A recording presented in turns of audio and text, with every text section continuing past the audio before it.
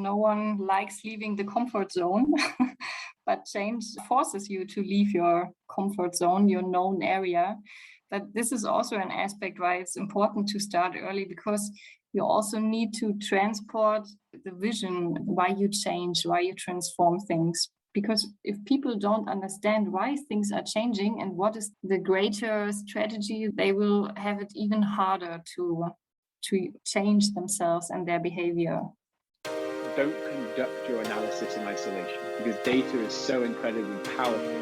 Not defending just the tribe, but defending the organization. Those creative people that you really want to keep empowered, keep excited, keep motivated, keep thinking. A good experience pays dividends down the line. Stereotypes tend to break down in proximity. Welcome to We're Only Human, a podcast about human resources, business, technology, and the workplace. My name is Ben Eubanks, your host, and I'm so glad you're here.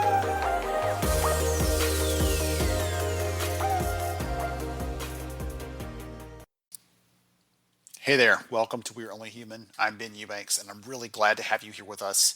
Today, we're going to talk to Manuela Brede from Siemens. We're going to hear about some of the insights, you got the teaser there at the beginning, on how to change at an organizational level. And we all know that you can't hit a button or flip a switch. Change at an organizational level is change at an individual level, magnified across the enterprise. And so Manuela will talk us through some of those insights, how it works, what it takes. But we're also going to dive into some insights into just change overall and what it takes to lead that better from a real and trusted expert who does this every single day. Thank you to the IBM team for helping to put us together, bring you this episode. They are doing great work on change transformation for organizations, and we appreciate them for this intro to Manuela to help bring her story and Siemens' story to the forefront here. I hope you enjoy the conversation. Some of our brand new data that we have out, just as a teaser for you, show that while the headlines say that every worker is, a majority of workers are looking for remote work, our research actually shows that people want what they've got. And that's in a microcosm, shows how the human mind works. We want to hold on to what's known, what's stable, what's expected. And so in the research, we asked people, are you working hybrid right now? If they said yes, the majority of them want to stay hybrid. We asked people, are you working remotely right now? Do you want to stay that way? The majority said yes. And we also asked people, are you working in an office, at a work location, at a physical work site? And if so, do you want to stay there? And the majority said yes. So what we have is what we want to keep. And as you and I both know, one of the hardest things we have to do as HR and talent leaders is actually change how people think, how they believe, what they do. Changing their actions and their behaviors is the most rewarding, but also the hardest part of our job. So Manuela will give us some insights today on how to do that at a tactical level and a strategic level through the case study of what Siemens has done in their own organization. I hope you enjoy this episode. Hey everyone, welcome to We're Only Human. I'm really glad to have you here. We finished the research this year about HR and HCM implementations and transformations and how that factors into these bigger organizational changes we're all seeing. Right? And the data are interesting for sure, but I found that a lot of the nuances, the decision points, those kind of things are the most interesting and important parts of these projects, and it's hard to get at that in a survey. So we actually are going to dive into that today with Manuela Brede from Siemens. We're going to talk about how they made these decisions, how they approached this, what sort of things they were looking at from the employee experience perspective, all those kind of things and more. So I'm really excited for this. Manuela, welcome to the show. Thanks, Ben. Hi, everyone. So glad to have you here. So before we dive into some of those things I was setting up for the audience, will you take a minute and tell us who you are and what you do, please? Sure. So I'm based in Germany, in Munich, and I have 2 kids and a husband, little kids. And in my work, in my profession, I'm communication and change management consultant. I also studied organizational change management at the university here in Germany. And I already had the opportunity to bring a lot of different topics and projects to life and to transform a lot of projects already. What's fun for me as someone with an HR background is we always talk about this big idea that we have for things. And at the very end, someone's like, oh yeah, change management. And so I'm so excited to hear from you because that is your dedicated role. You get a chance to step into these things. So I know that Siemens has been going through this tremendous transformation. What was the vision for that? Yes, there is a tremendous transformation ongoing. So an HR transformation basically, but not only HR, it's a transformation on also affecting the end users like employees and managers. And the vision here really was to move to standardized, state-of-the-art, modern technology and to really improve user experiences and digitalize the HR processes and all the employee lifecycle processes, basically. So really to get away from those legacy systems. Siemens is a global company with footprints in a lot of countries. And as you can imagine, maybe all those countries have an own HR system, a historic system which was grown in the past. And now they face the situation that there's a lot of different systems. And the idea here was also to merge and harmonize to one single source of truth, so to say, and one global system with a lot more transparency and visibility on the workforce.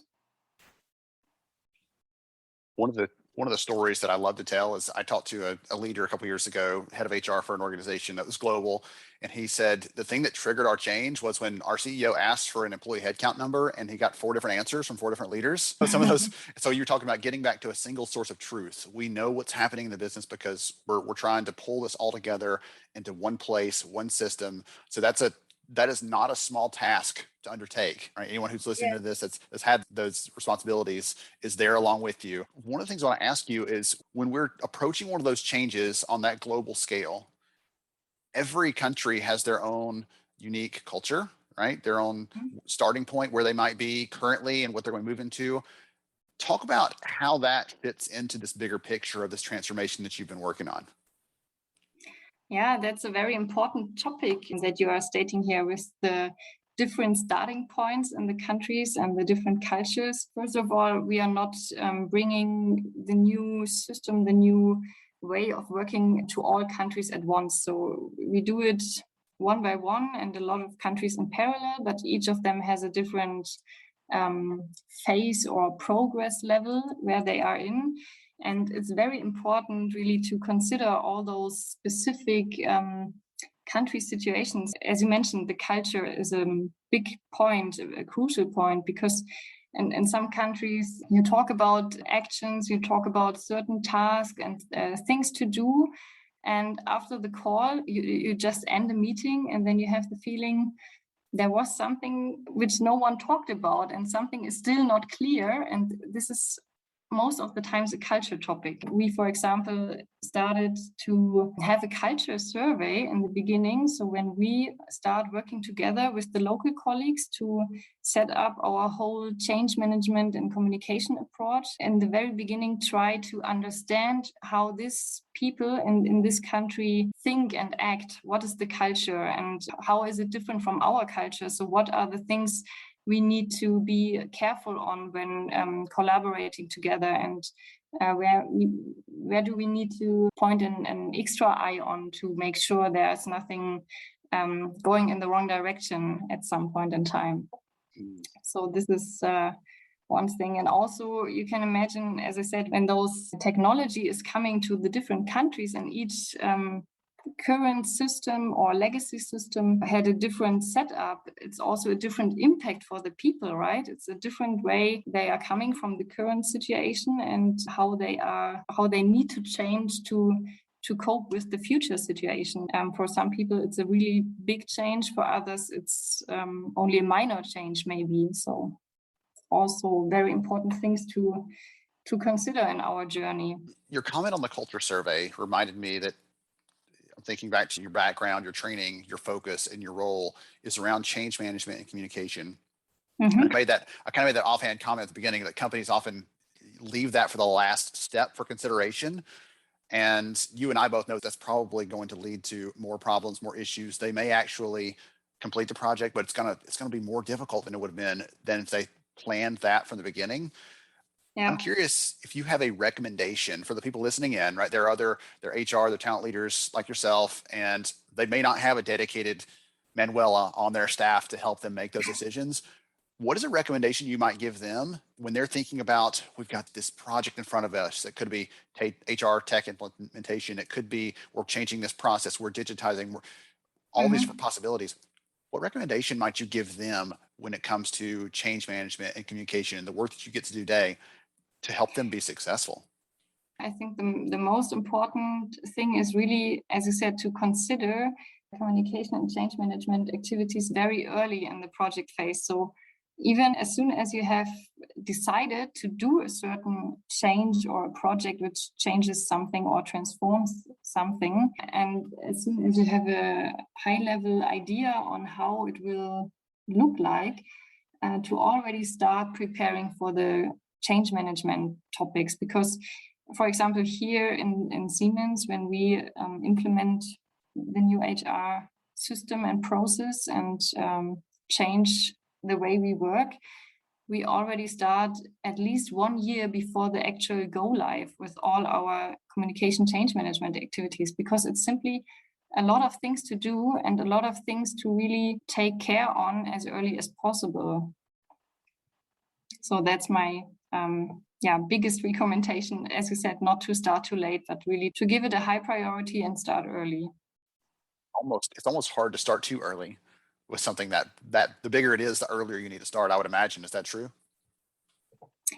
So it's definitely harder if you don't have the clear picture yet in mind, how the future state, the final situation will look like, but you can always develop along the way, and you need to start somewhere. And always starting early, for example, also means doing basic things like analyzing your stakeholders, analyzing who are the people who need to be involved early, who need to have a say or to decide something, and who are the people who will be impacted most, and what is our main target group, and what do we need to do with those people.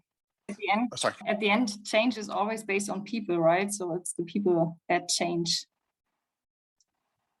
That is one of my favorite sayings about the work that we get to do. We talk about, it's easy to get hooked into the data or to think about this process, but it's most of the time it's about behavior change for people, getting them to be okay with some change that's coming along, getting them to adapt or respond to some changing conditions.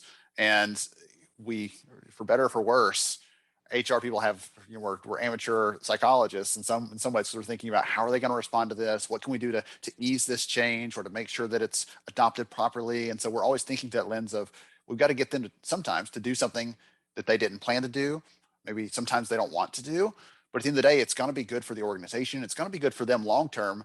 But we as people, we naturally want to hold on to what we have instead of, even if something better is right around the corner, we want to hold on to what we have because it's comfortable. It's known, it's a known quantity. It's the comfort zone, right? And no one likes leaving the comfort zone, but change forces you to leave your comfort zone, your known area. But this is also an aspect why it's important to start early, because you also need to transport the why, the vision, why you change, why you transform things. Because if people don't understand why things are changing and what is the greater strategy, the greater vision behind, and what is the benefit also for them, they will have it even harder to change themselves and their behavior. Yes, for sure. I'm glad you brought that up. I was going to ask you about it. I think you answered the question there about how to bring managers and the workforce as a whole into this vision, because we as leaders sometimes, and I'll point the finger at myself because I've been guilty of this, we make a decision because we have access to all the information that we need to make this decision. And then we convey the decision we've made without casting the bigger vision for what's ahead, what we see as the benefit, what we see as the opportunity this is going to open up once we've taken these steps. We just leave and we assume everybody else has all that information that we used to make the decision at hand, and that's not true. And so you're talking here about making sure we bring the rest of those people into this so that they're a part of it. It's not just being put on them, but they're a part of this bigger change, and they play a key role in helping to be successful. Exactly. So we also, for example, follow this ADKAR methodology. I don't know if you have heard about it. I have heard about it, but for the audience's benefit, would you explain it really quickly? Sure. So ADKAR is an acronym. It stands for awareness, desire, ability, knowledge, ability, and the other way around, and reinforcement. So basically, the idea here is that, as I said, change happens on the people side. So every individual needs to go through this change. In order to successfully manage this change, every individual needs to have the awareness why the change is necessary, have the desire to change, so to understand what's the benefit, what's in it for me, have the ability to really do the change and the knowledge, how it works. So this relates to training activities, for example, and the reinforcement in the end to make sure the new behavior, the new way of working, the new whatever situation is also sticking and people are not falling back into old behaviors and old way of working. Question around that last one, if you don't mind, the reinforcement, how to keep people from slipping back, because you and I, you talked about comfort zone a minute ago. I talked about how this is about behavior change, and sometimes we go through all this efforts and all this work, and then we end with this thing that people are trying to avoid or trying to do workarounds. And I'm trying to think of the right question to ask here. It might just be more of an awareness for the audience than a question necessarily. That is, don't assume that people are going to end this with in the same headspace and the same awareness and agreement with everything else that's gone on in this vision that we have. There will be people that are resistant to that to the very, very end, even after it's been put into place. The old way was better, or I like this, and that there may not be a solution to that. I'd be curious to get your input on that, because you and I both know there are some people who are excited. They are the champions. They can't wait for this to happen. They are, taking extra steps. They're stepping into volunteer. They want this to go. There's the big middle of this normal distribution of people that are like, I'll go along with it because it's just part of the workload. But then there's a portion of people at the very end, the tail end of that are clinging to whatever was comfortable or pushing off because they don't think it's the right direction. And those are the ones that they need a little more encouragement. They need a little more focus maybe than the rest of the group. Any suggestions or advice on how to handle that? Or just, is it okay to just say, hey, this is going to happen. All of you out there that are listening to this just need to be aware of that. And it's just a reality. I'm curious what your thoughts are on that. Definitely. In every change, you will have people who are like early adopters or promoters who right from the beginning love what you do and support it. You will have people a bit uncertain and not sure if they like it or if they maybe are more against it. And you will always have people right from the beginning who say, I don't like it, I don't support it. My recommendation is, because as I said, you always have people who don't like it even from the beginning. And even if they did not hear much about it, maybe don't spend too much time on trying to convince the blockers, so to say. Concentrate more on those big group in the middle who is unsure and uncertain on if they want to promote it or not, if they like it or not. Because those are the ones, if you convince them and if you make them aware and share the vision with them, they are the ones who can bring your change to success, because you will always have people who don't like it in the end. But the most important point here is to not let this be the majority. So to make sure the majority of people is positive for this change. Don't let them bring you down. I'm going to summarize that a little bit. Don't let that bring you down, because that's going to happen. That's a reality. And again, you see this because it's your job to manage change projects on a regular basis. And for the rest of us, sometimes we do that intermittently. It's not a daily thing where we're trying to adopt this new process or to push out this change. And so it's easy to forget those things sometimes. So I'm taking some heart from that, some encouragement from that even someone who's formally trained in this, who thinks about this every day, who is as steeped in this idea as you can possibly be, you are still, in agreement on that. One of the things that we talked about vision, we talked about impact and things like that. And I'd love to hear from you. What has been the impact of this change on the business, on the workforce, or both of those, if you don't mind weaving those together, because I think both of those are going to receive some value from this, or the business will get some things, and you've hinted at those a little bit, I think, and the workforce are going to get some benefits from this too. Will you talk about those, please?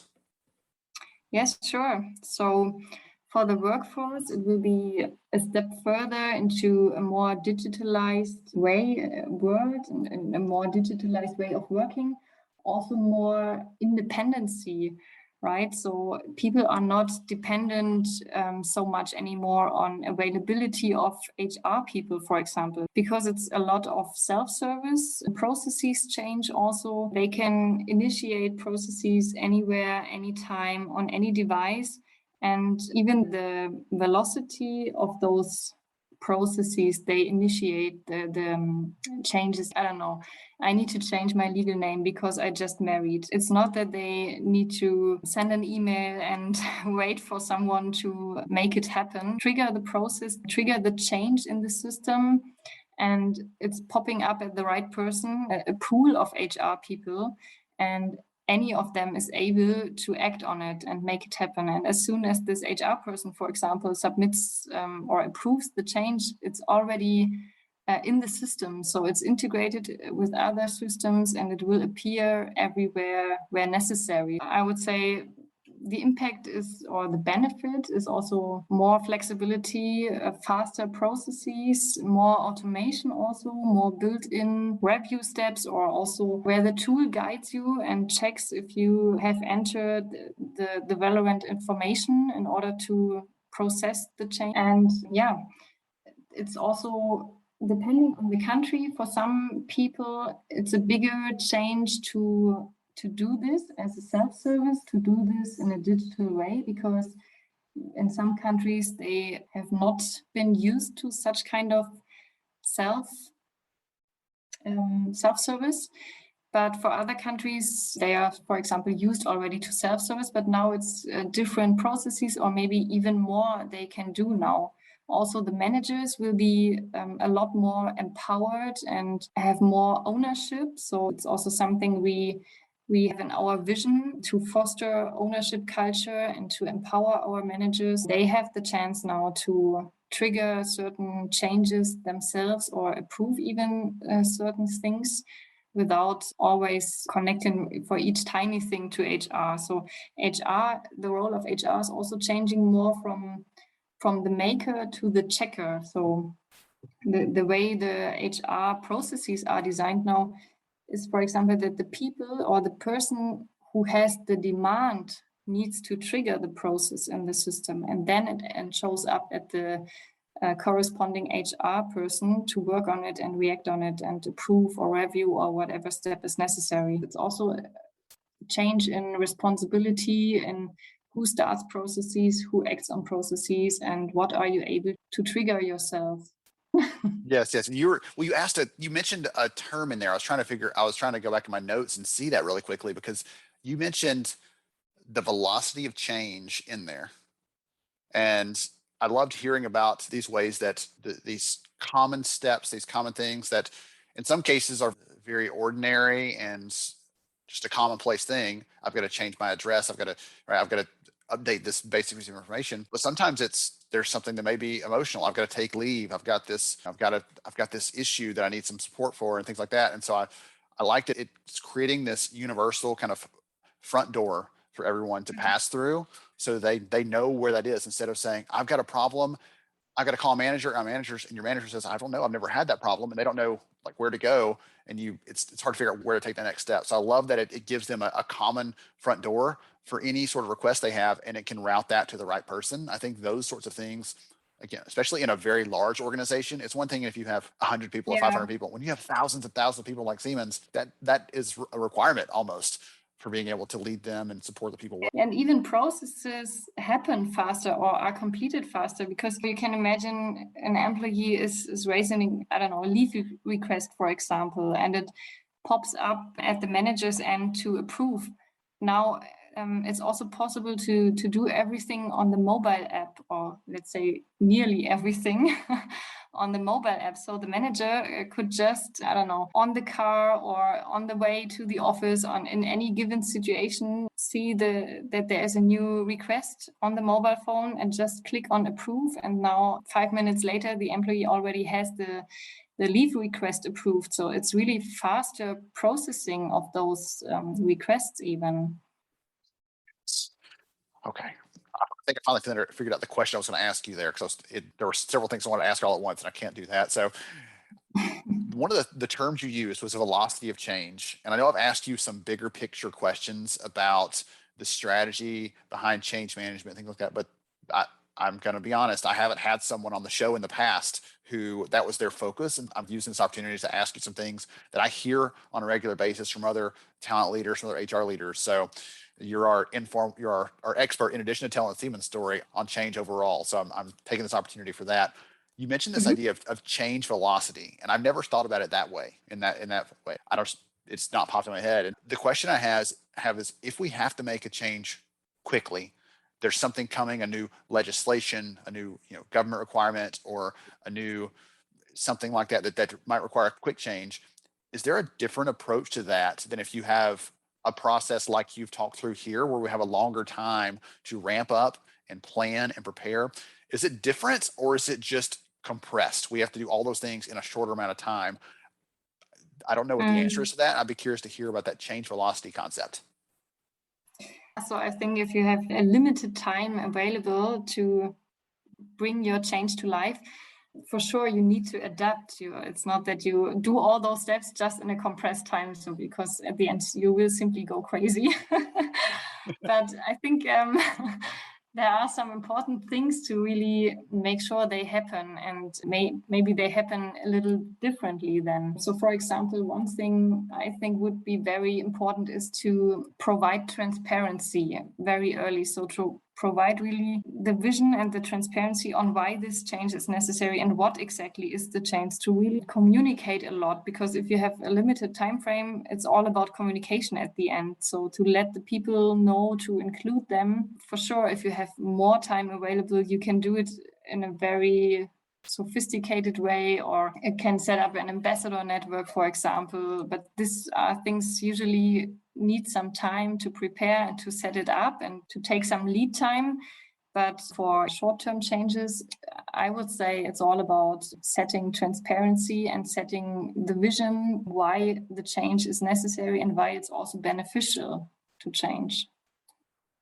And then also at the end, people need to be able to change. So coming back to the ADKAR model, even if they have understood why the change is necessary and what's it all about, they still need to be able to live it actually. So you still need to provide whatever is necessary, be it training, be it a mindset change or something like this. You cannot skip this part usually, but you need to adapt then how you do it in a short but effective way.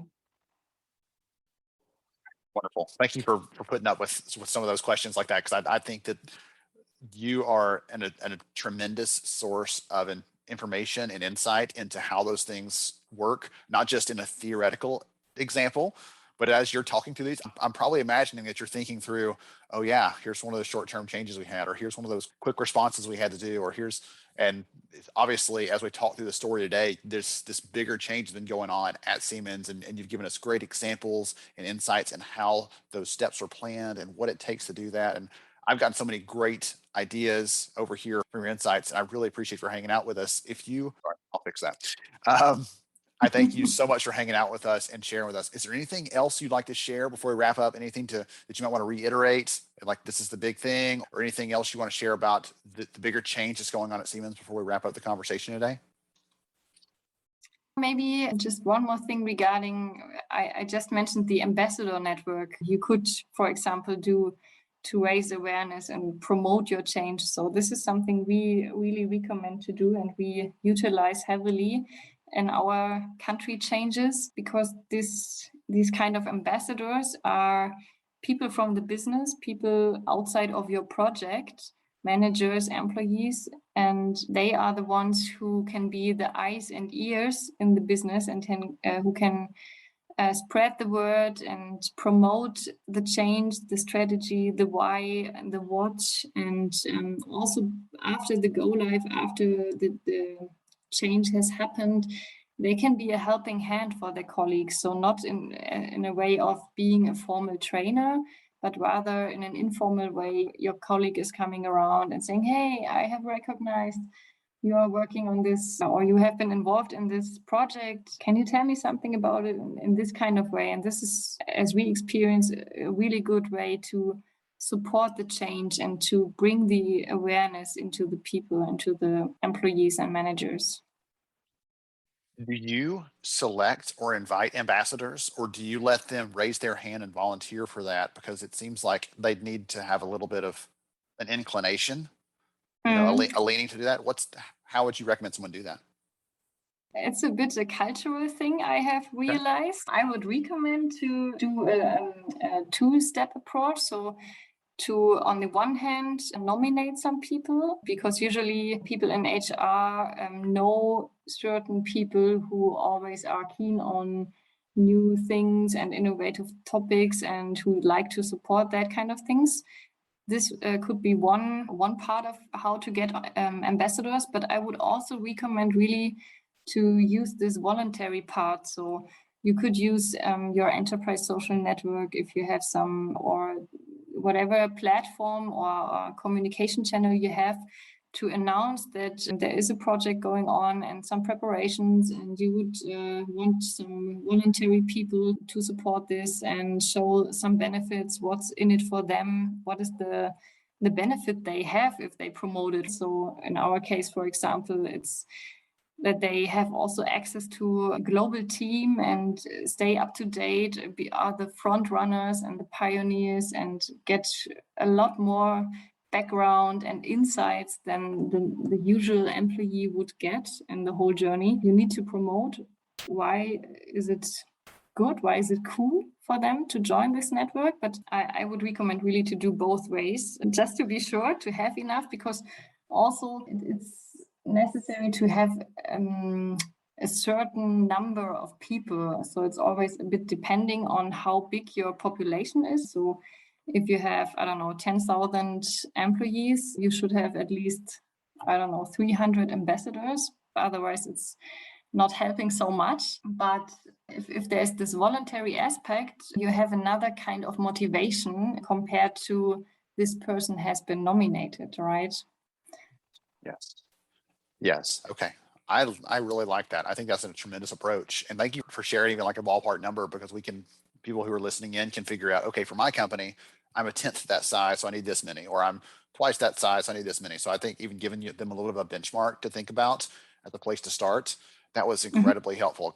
Goodness, I'm so glad you brought that back as kind of a last piece of that. Again, I started the conversation today with you about how we often as leaders think about change as the last step in a bigger transformation process. And we should be doing these things all throughout, as you've shared today with many examples and stories and illustrations. We should be doing this before we start, as we're going through, after we're done. We've got to cement this in place and make sure it's stable so we can build off of this going forward. This has been so helpful. I really appreciate you, Manuela, for your insights and for sharing with us what's going on at Siemens. Thanks a lot, Ben, and really appreciated to have the opportunity to talk here, and it was really fun to share those insights. Awesome. Thank you so much again. To everybody else out there listening in, appreciate you for joining us in this episode of We're Only Human. As you're making your changes, right? Take some notes today, go back and listen to this again, share this with other leaders in your organization who are also thinking about making bigger changes, because you'll get some great insights, as you well know. Thank you all for joining us, and we'll catch you next time on We're Only Human. Thank you so much for joining me on the show today. I'm honored to have you as a listener. If you enjoyed this episode, please take 10 seconds to rate it at iTunes, Stitcher, or wherever you listen to your podcast. Also, if you know a friend that could benefit from today's conversation, please pass it their way. After all, a rising tide lifts all ships. To see show notes, sponsor information, and our full show archives, visit onlyhumanshow.com.